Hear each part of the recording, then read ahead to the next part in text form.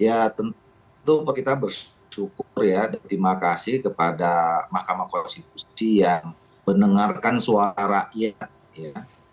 Saya sering mengatakan bahwa selama ini apa yang dijuangkan oleh 8 partai politik yang ada di DPR dan kemudian ada 16 pihak terkait yang sama memperjuangkan agar sistem pemilu ini tetap ya seperti yang selama berlangsung 3 kali pemilu terakhir ini, itu kan mewakili rakyat gitu. Dan kemudian selama ini rakyat diberi kesempatan untuk memilih langsung, melihat, mendengar, mengetahui siapa saja yang mereka akan pilih menjadi wakil rakyatnya.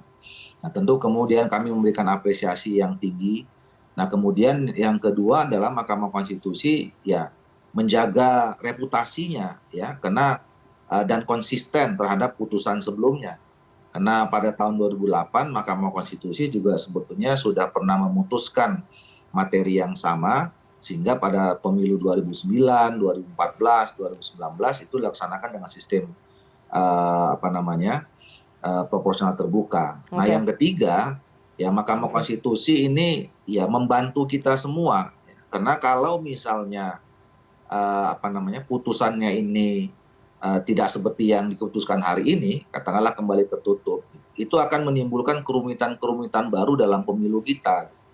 Karena kita sudah memasuki bulan ke-13 ya dari 20 bulan yang memang ditetapkan sebagai lamanya tahapan pemilu. Jadi dalam 7 bulan terakhir ini sekarang mudah-mudahan pertama kita sudah apa namanya lega, kita sudah punya kalau selama ini ada apa kekhawatiran, kemudian ada kegamangan atau kegalauan ya, terhadap kita mau akan pakai sistem mana, sekarang sudah bisa fix dan term gitu bahwa kita menggunakan sistem pemilu yang lalu dan kemudian ya ini menjadi apa bentuk kepastian ya. Selama ini kan masyarakat jadi bingung kalau tiba-tiba nanti berubah.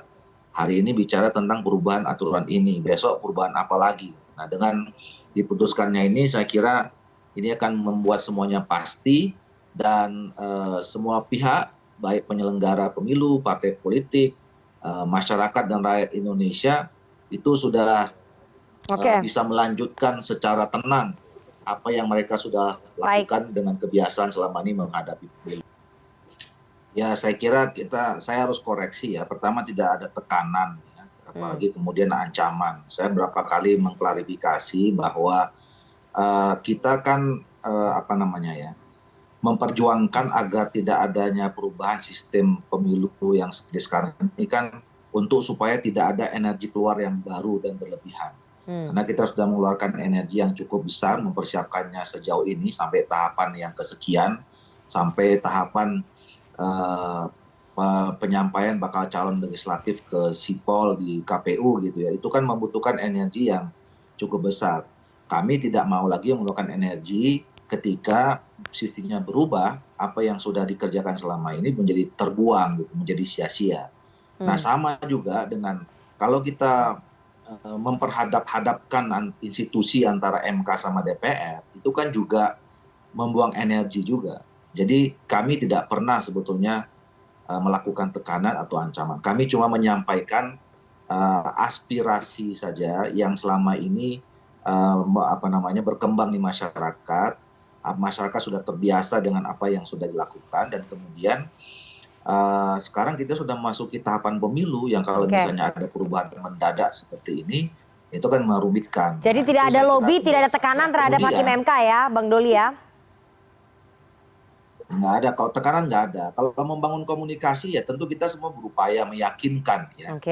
Karena keputusannya itu ada di Mahkamah Konstitusi, ya saya kira ya pertama kan kita juga sesama yang meyakini bahwa sekarang tidak perlu ada perubahan sistem itu kan juga saling meyakinkan dan kemudian mengambil langkah-langkah ya termasuk misalnya kami kan apa namanya ya mengirimkan utusan kami yang 8 partai politik ini menjadi pihak terkait gitu ya. Itu kan salah satu apa namanya langkah-langkah komunikasi yang memang dibenarkan secara hukum.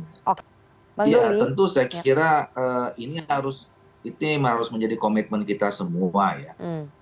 Salah satu yang memang kita dorong kemarin terjadinya revisi undang-undang itu adalah menghilangkan ya, atau minimalisir adanya praktek moral hazard pemilu termasuk money politics, political transaksional dan seterusnya gitu. Nah, kita juga saya kira sudah sama-sama menyadari lah bahwa praktek-praktek yang seperti itu membuat pilihan masyarakat itu menjadi tidak objektif dan tidak rasional, sehingga pilihan itu menjadi pilihan yang jauh sesungguhnya dari representasi masyarakat, dan itu menjadi penyakit yang membawa kita pada kemunduran perkembangan dan kemajuan bangsa kita gitu. Nah, walaupun memang sekarang sistemnya ya relatif masih longgar lah ya, kita memang tidak punya aturan atau pasal-pasal yang spesifik untuk menghindari atau menghilangkan praktek-praktek itu ya. Tapi saya kira kita bisa mulailah membangun secara kultural gitu ya, walaupun kita secara struktural sistemnya belum sepenuhnya mendukung. Saya kira ini tergantung pada partai politik masing-masing. Dan Partai Golkar berkomitmen sejak dulu sebetulnya kita berupaya menghindari adanya praktek-praktek itu. Nah, jadi dan kemudian yang paling penting adalah menyampaikan pesan ini kepada masyarakat kita gitu ya, mendidik masyarakat kita untuk menjauhi praktek-praktek yang seperti itu.